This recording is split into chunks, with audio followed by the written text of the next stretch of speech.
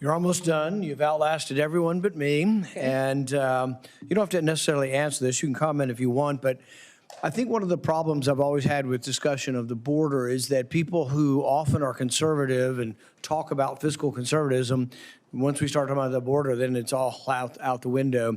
So the estimates on the wall, I think, are important. I don't think it's a very conservative estimate. It's more like $30 million a mile as opposed to CBP says 6. You said 12 for current. It's somewhere in there. But I also would say that you're controlling 95% of the border without a wall right now. So that's an argument that maybe you don't need a wall, you need a willpower. And I give President Trump great compliments, for what he's done and what you have done. I mean, 95% of the control, no new bill, no new money. Now, I'm not saying no new money is needed. I think you need more border patrol and you're going to need more money for that.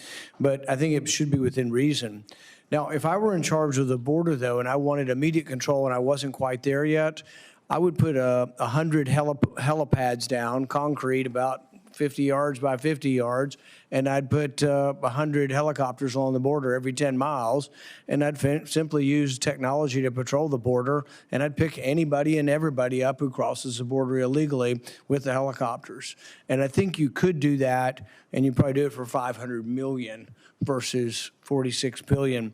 So I know the wall has a great symbolic value, but I think we should reassess what both the cost, what we want to do, and how much it costs, since we are controlling 95% of the border.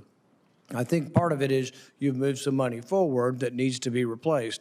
So I'm not against or calling for no money, but I do think that the $46 billion is not justified unless we see something else from the administration. Okay.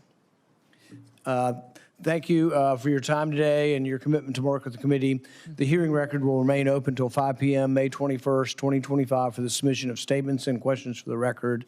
The hearing is adjourned. Thank you. Thank you, Mr. Sherman.